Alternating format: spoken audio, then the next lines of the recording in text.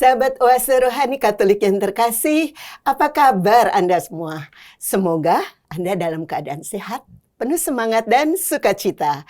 Senang sekali saya MI Asyaneta dapat kembali menjumpai Anda dalam acara kesayangan kita, Oase Rohani Katolik edisi hari ini.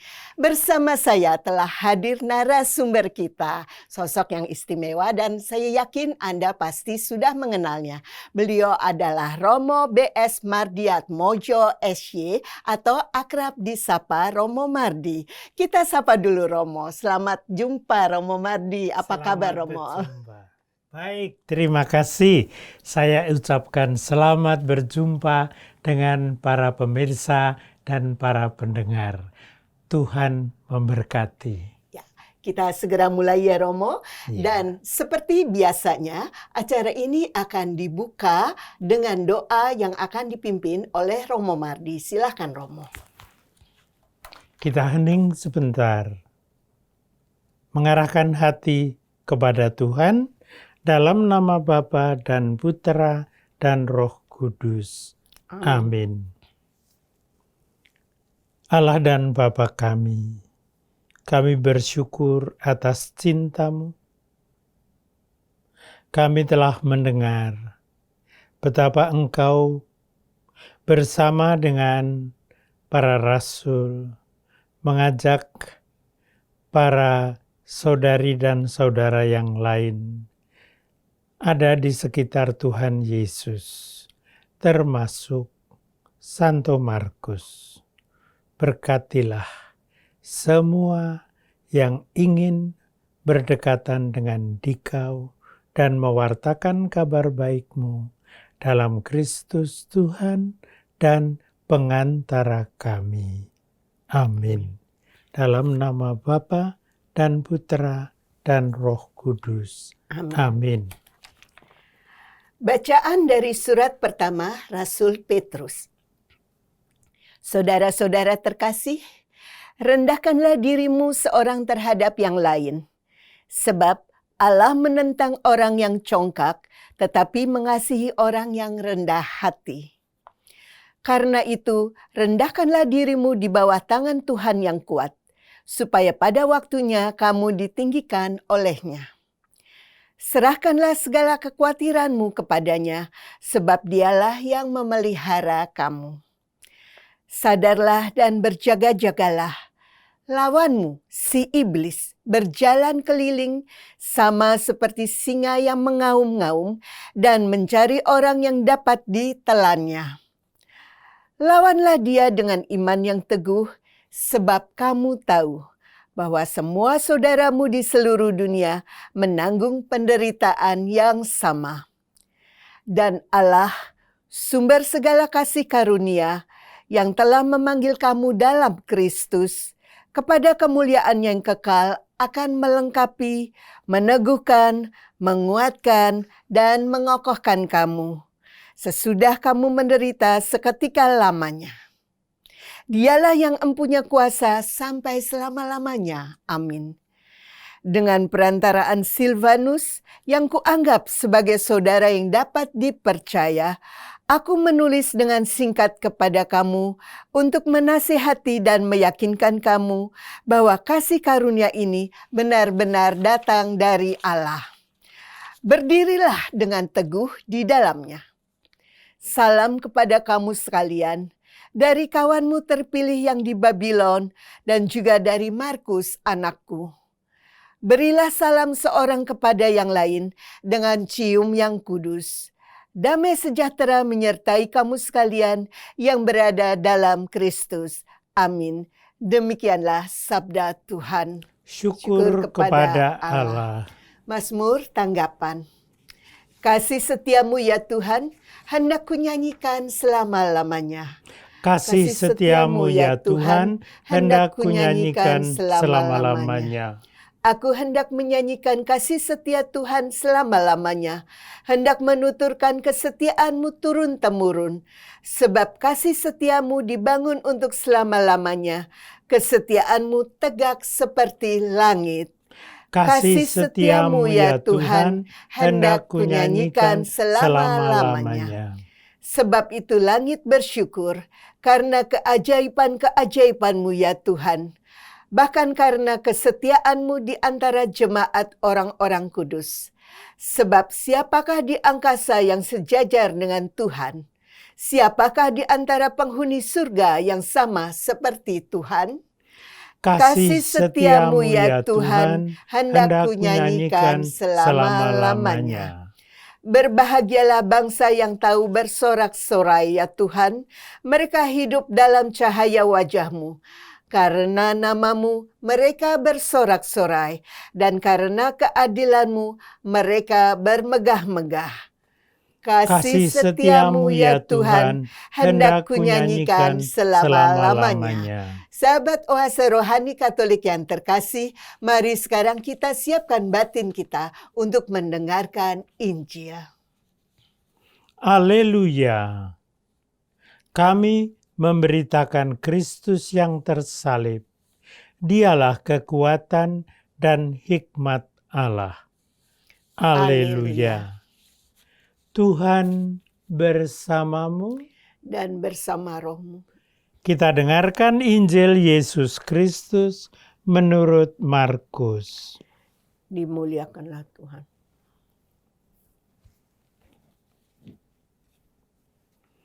Pada suatu hari, Yesus yang bangkit dari antara orang mati menampakkan diri kepada ke-11 murid dan berkata kepada mereka, "Pergilah ke seluruh dunia, beritakanlah Injil kepada segala makhluk.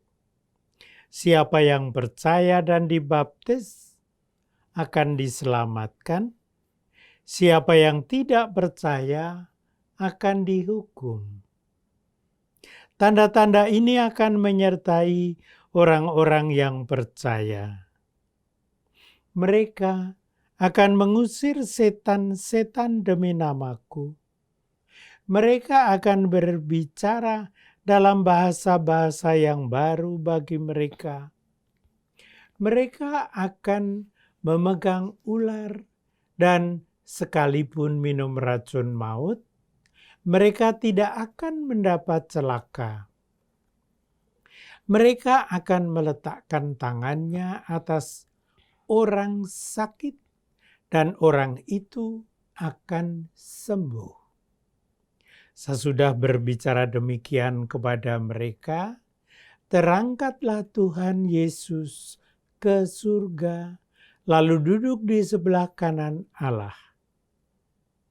Maka pergilah para murid, memberitakan Injil ke segala penjuru, dan Tuhan turut bekerja dan meneguhkan firman itu dengan tanda-tanda yang menyertainya.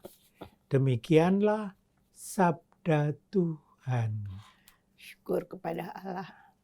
Sahabat Oase Rohani Katolik yang terkasih, mari sekarang kita mulai perbincangan ini. Ya Romo Mardi, di sesi pertama ini hal-hal penting dan menarik apa yang rasanya perlu untuk Romo sampaikan?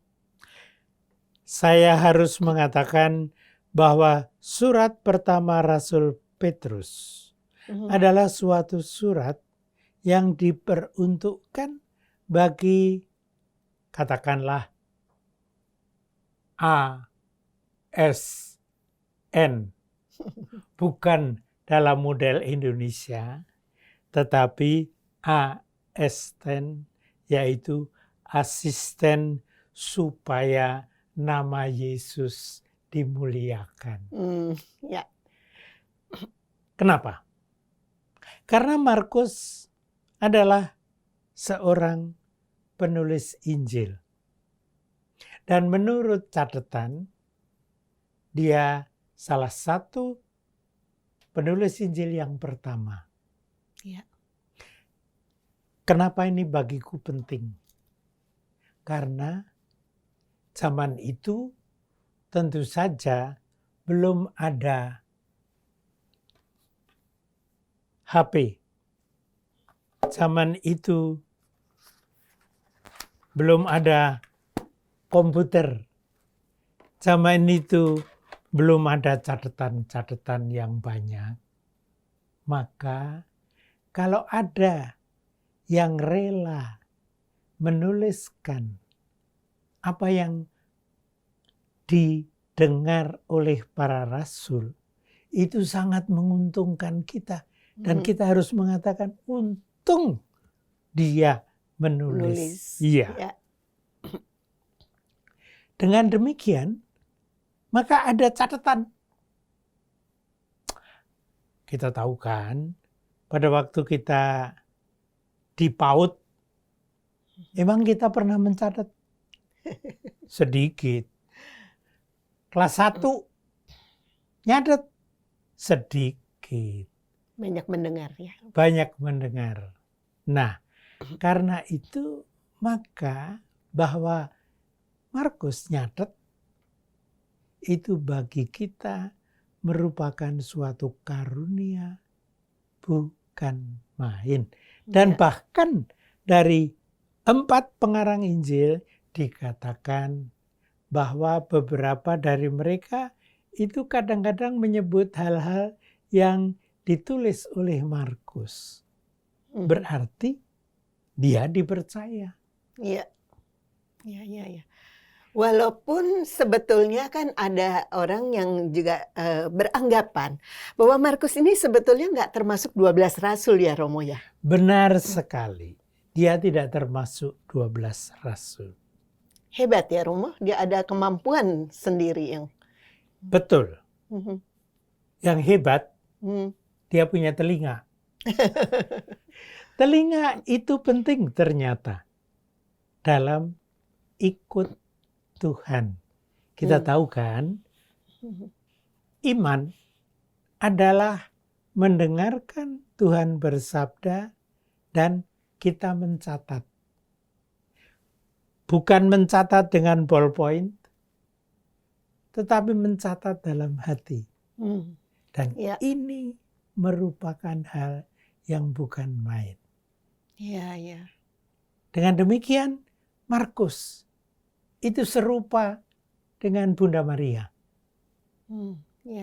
Coba, Bunda Maria didatangi malaikat, mendengarkan, lalu dia bilang, mosok sih? Kan Bunda Maria bilang, mosok sih? Mosok bisa? Tapi kemudian dijelaskan, dia mendengarkan, jawab, oke. Begitu pula Santo Yusuf. Iya. Yaitu diceritai Bunda Maria. Siapa? Coba kalau mempunyai tunangan, pergi 3 bulan, lalu perutnya tunangan gede, nggak akan marah? Pasti marah. Iya. Lalu bertanya, dari mana tuh perut gede? Iya. Dan lalu Maria menjelaskan dan seterusnya. Dan lalu ya namanya juga tunangan. Tapi akhirnya dia mendapat bisikan dari Roh. Iya. Mendengarkannya dan lalu menjawabnya, oke, saya mau menjadi bagian dari keluarga Nazaret. Iya. Jadi, menurut saya, Markus, Maria, Yosef adalah teladan kita bahwa dalam beriman yang sangat penting adalah mendengarkan. Iya. Tapi harus diikuti dengan action atau tindakan lanjutan ya Romo ya? Ya, tentu saja mendengarkan, menjawab ya. Dan sesudah menjawab ya, lalu action. Karena kalau action itu bisa beraneka. Iya. Bunda Maria action seperti seorang ibu, actionnya macam-macam kalau mulai hamil. Iya. Kemudian Bunda Maria lalu akhirnya mengajak untuk pergi. Mhm. Karena Yusuf mengatakan kita harus mendaftarkan diri ke Bethlehem. Ya. Bersama-sama mereka ke sana. Ya. Action. Hmm. Dan lalu melahirkan di sana. Ya, ya. Action lagi melahirkan. Saya kira melahirkan itu bukan sesuatu yang sepele ya Bu ya. Berat Romo. Berat ya. Perjuangan loh itu Romo. Ya. Ya. Saya pernah melihat karena diizinkan oleh dokter, kemanakan saya, sepupu saya Hmm. harus melahirkan Hmm. dengan operasi sesar. Hmm. Dan lalu saya diperkenankan hadir Hmm. dan saya harus mengatakan, ternyata melahirkan bayi itu sama sekali bukan sesuatu yang begitu saja. Ya. Ternyata sesuatu yang istimewa. Ya. Silakannya kemanakan saya dari sepupu saya itu waktu lahir nggak menangis. Hmm. Kan ibu Ya. merasa celaka. Sekali ini kok nggak nangis. Ya. Lalu dipukuli pantatnya, baru dia Nangis. menangis. Yang mau saya katakan adalah mendengarkan tangisan Ya. bayi, tangisan orang lain, itu ternyata bagian dari seluruh hidup kita Ya. juga. Ya. Ya. Ya. Jadi ada semacam keutamaan mendengarkan. Maka dalam bacaan tadi ada istilah rendah hati. Ya. Kalau orang tinggi hati bilang A, B, C, D. Hmm. Tapi kalau rendah hati mendengarkan. Dan kepada Tuhan mendengarkan. Itu iman. Betul sekali ya Romo, karena biasanya kalau orang yang justru banyak bicara dan kurang mendengarkan, itu biasanya juga banyak yang bermasalah ya Romo ya. Tepat. Banyak bermasalah. Iya, iya, iya. Dan kadang-kadang mendengarkan itu ternyata buahnya banyak. Mhm. Buahnya sangat banyak. Iya. Dan mendengarkan Tuhan kita alami. Bernadette Subiru mendengarkan Bunda Maria. Bunda Marianya mendengarkan malaikat. Dan seterusnya mendengarkan adalah bagian iman yang sangat penting. Romo, saya akan sedikit menarik keluar. Mendengarkan itu tadi dari yang Romo paparkan, itu terbukti menjadi satu bagian iman yang sangat penting. Nah, kalau kita lihat Romo di kondisi masyarakat sekarang, banyak orang nih yang ya rajin ke gereja, rajin pendalaman iman, rajin mendengarkan. Tapi apa yang kurang ya Romo sehingga actionnya tidak sebagus apa yang didengar? Bagaimana Romo menanggapi hal itu? Jadi mendengar hal yang bagus, tapi apa yang diperbuat tidak sesuai dengan yang seharusnya menurut yang didengarkan itu. Ada contoh kecil, hanya sepele itu, Iya. nggak sangat hebat. Sesudah khotbah, Iya. lalu seterusnya misa dan sebagainya, dan lalu pulang kan? Iya. Anda pernah memperhatikan pada waktu pulang keluar dari tempat parkir, berapa banyak yang saling teriak, bukannya saling mendengarkan, Betul. saling teriak. Sepele kelihatannya, Iya. tapi poin mendengarkan. Salah satu yang bagi saya sangat menarik adalah ketika saya pernah, kalau di Jakarta itu di belakang gereja MBK Maria Bunda Karmel di Tomang. Ya, di Tomang, itu ada suatu tempat di mana ada anak-anak yang kadang sulit mendengar, kadang ini dan sebagainya. Yeah. Saya harus mengatakan, orang-orang yang melayani pendengaran itu bukan main. Yeah. Ada bruder, ada saudari-saudara yang di Wonosobo, Yeah. itu mendidik juga orang mendengarkan. Yeah. Dan kemudian salah satu sakramen yang penuh dengan pendengaran adalah yang dalam masa Prapaskah kerap kita doakan, yaitu sakramen tobat. Iya, Romo tidak banyak bicara, mendengarkan. iya, Dan lalu kita kerap kali diajari untuk mendengarkan juga. iya, Dan iya. harus saya katakan, ini bagian dari hidup iman. Iya, iya, iya, iya, iya. Nah, Romo, kalau tadi yang pertama adalah manusia mendengarkan sabda, bagian dari imam. Lalu ada yang terakhir Romo katakan, justru orang mendengarkan pengakuan atau keluh kesah dari orang lain. Ya Romo ya. Nah, seringkali yang masih terjadi di masyarakat kita mendengarkan yang salah. Lalu menghakimi. Nah, sebagai orang Katolik mungkin Romo punya kiat-kiat untuk meminimalkan lah Romo seenggak-enggaknya hal-hal seperti itu Romo. Bagaimana kita bisa membatasi diri kita untuk tidak terlalu percaya begitu saja.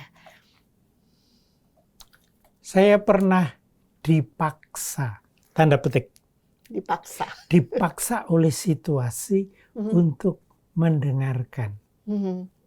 Kenapa? Karena ada salah satu asisten rumah tangga saya Ya, yang tidak bisa membaca. ya, Akibatnya apa? Saya suruh membaca ini dan itu, ya nggak tahu. Maka saya bilang, terus ada apa? Ya. Mengucapkan. ya, Dan begitulah kami berkomunikasi. Ya. Berkomunikasi. Tidak hanya aku ngomong, tetapi juga aku mendengarkan. Dan telinga ini ternyata salah satu dari panca indera yang sangat berharga. Jadi boleh dikatakan intinya adalah saling ya, dua arah ya Romo. Tidak hanya kita berbicara, tapi kita mau mendengarkan juga. Dan jangan lupa, Yesus disebut siapa? Sang Sabda. Maka Sang Sabda hanya bisa sampai kepada saya kalau saya buka telinga. Betul. Kalau tidak, Sang Sabda nggak bisa kontak dengan saya. Iya. Dan Romo, satu hal yang penting saya rasa tadi sudah Romo ungkapkan, salah satu hal yang penting untuk mau mendengarkan itu adalah kerendah hatian ya Romo. Betul. Nah, boleh mungkin Romo lebih jabarkan sedikit di situ. Karena orang yang sombong hatinya biasanya cenderung tidak mau mendengarkan pendapat orang lain ya Romo. Ya, tadi dalam bacaan pertama kita mendengar surat pertama Rasul Petrus bab 5 ayat 5b. Katakanlah lagi, rendahkanlah dirimu seorang terhadap yang lain. Bagi saya ini prima. Kelihatannya sepele. Siapa yang mengucapkan? Petrus. Karena Petrus pernah, saya nggak tahu bahasa Indonesianya apa ya, ketanggor. Apa itu bahasa Indonesianya ketanggor? Ketabrak. Ketika Yesus mengingatkan kepada dia, "Elah, kamu ngomong apa?" Kena batunya. Kena batunya. Karena Petrus mengatakan, "Sorry, saya bawa celurit. Aku akan membela Pak Guru." Dan Yesus mengatakan, "Alah, kamu nanti belum sampai. Ayam berkokok 3 kali kamu sudah menyangkal aku." Dan terjadi. Betul. Karena telinganya sebetulnya hanya mendengarkan suara si wanita asisten rumah tangga Imam Agung. Tetapi tidak masuk ke dalam hati. Jadi, mendengarkan bukan hanya dengan telinga jasmaniah, tetapi mendengarkan dengan telinga batiniah. Dan karena itu, lalu belajar mendengarkan satu sama lain. sampai dengan mendengarkan malaikat dan Tuhan sendiri. Iya, iya. Menarik sekali Romo Mardi. Sayang kita harus jeda sejenak. Nanti kita lanjutkan perbincangan kita ya Romo. Kita akan meneruskan. Baik. Sahabat Oase Rohani Katolik yang terkasih, kami masih akan kembali setelah jeda berikut. Jangan kemana-mana, tetaplah di tempat Anda.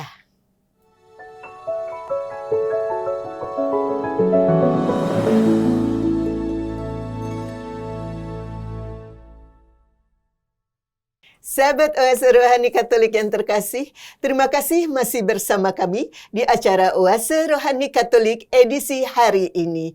Masih bersama dengan Romo B.S. Mardiatmojo SY dan saya MIA Syadeta.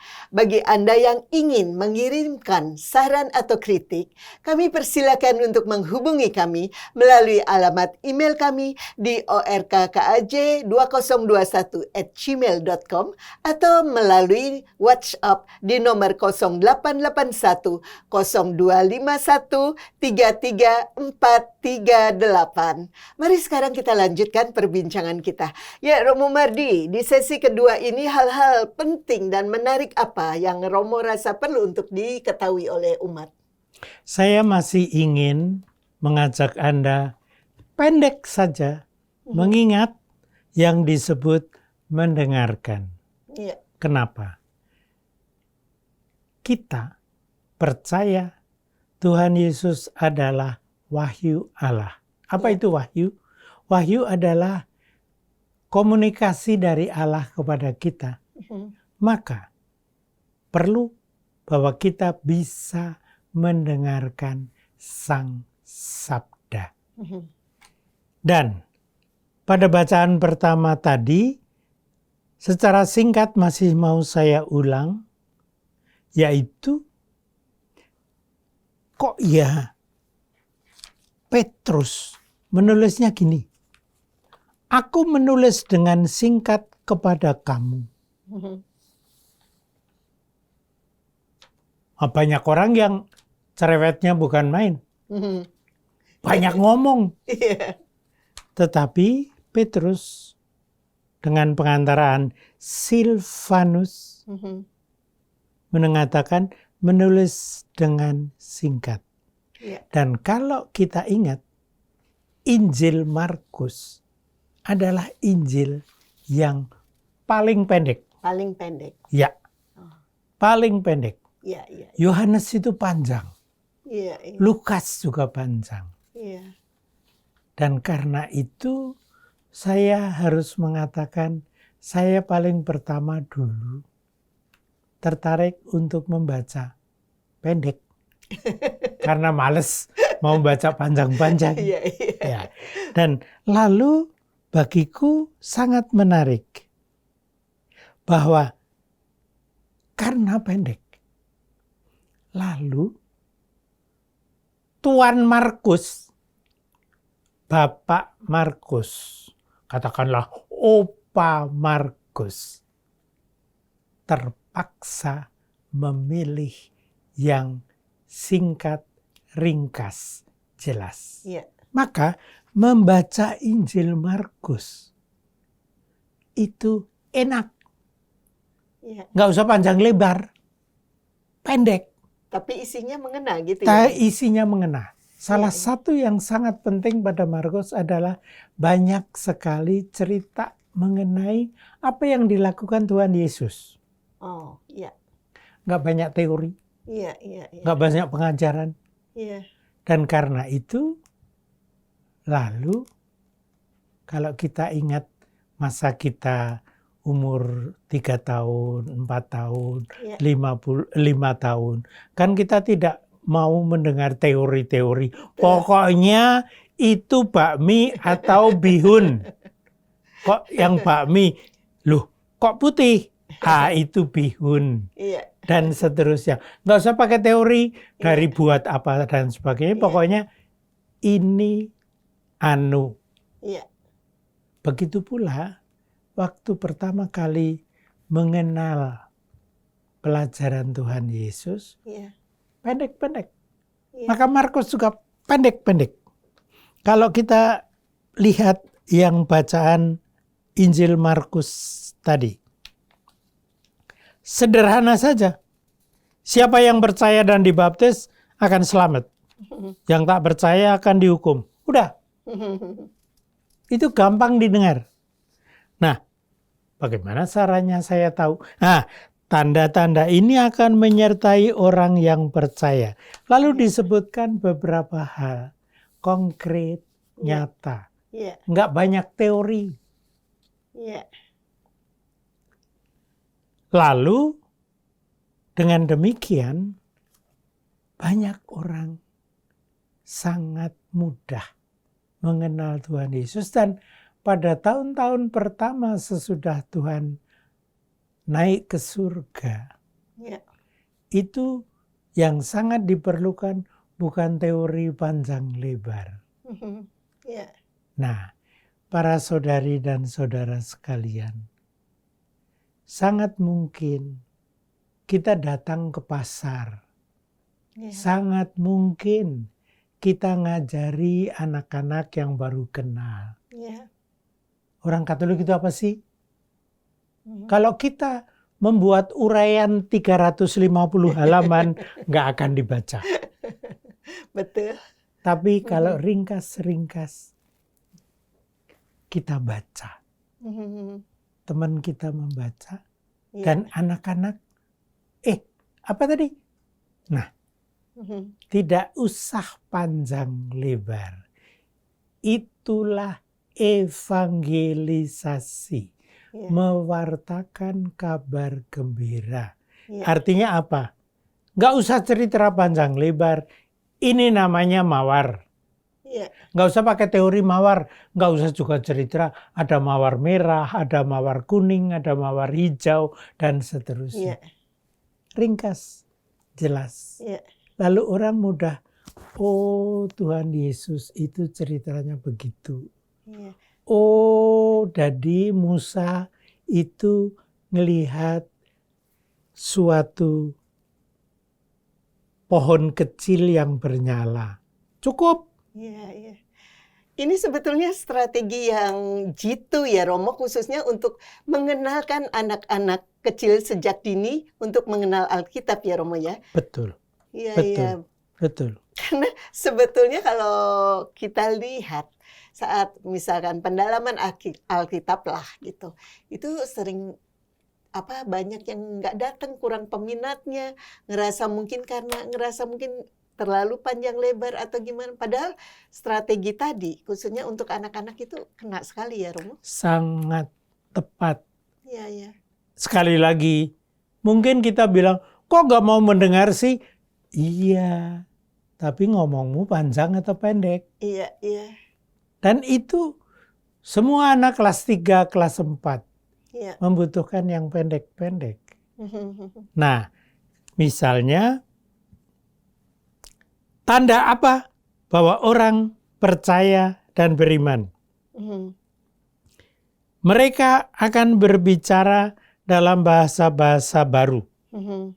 Maksudnya, bukan kok lalu saya ngomong pakai bahasa orang kutub utara, Iya, bahasa iya. baru, bukan. Iya. Tetapi cara berbicara, cara berkomunikasi menjadi lebih lancar. Iya, iya, iya. Karena lebih sambung. Iya. Kalau tidak, ketiduran. Iya. Nah, coba kita lihat. Kalau khotbah di gereja, maaf Romo Pastor, kalau mendengar jangan marah. Itu kadang-kadang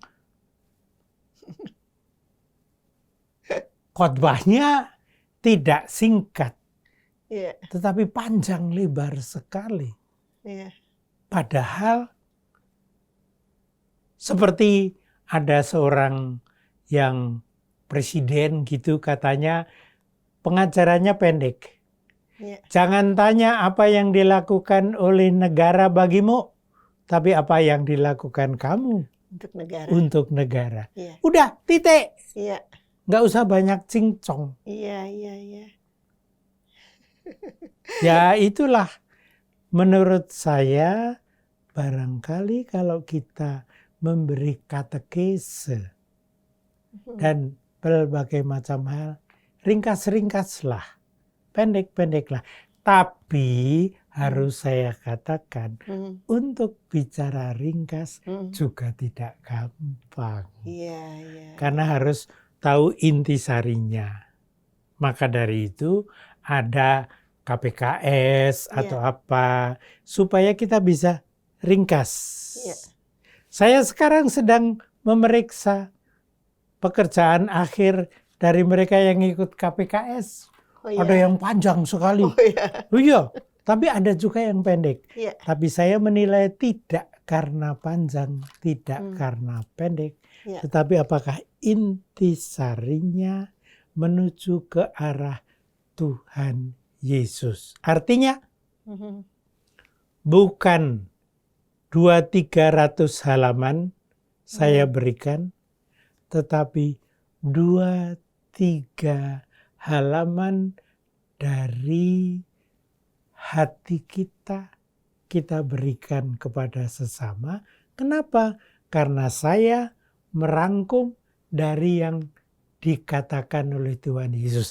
Inilah kita belajar dari Markus. Romo, jadi pengen tanya nih Romo, bagaimana supaya kita bisa mengarah ke situ Romo? Jadi bisa menyarikan yang penting dengan cara yang menarik. Mungkin ada kiat-kiat ya sederhana saja karena tidak mungkin dijelaskan panjang lebar di sini. Ya. Bagaimana supaya kita itu bisa menjadi pembawa kabar gembira, ya, tidak terlalu menggurui, tapi kena sasaran, Romo.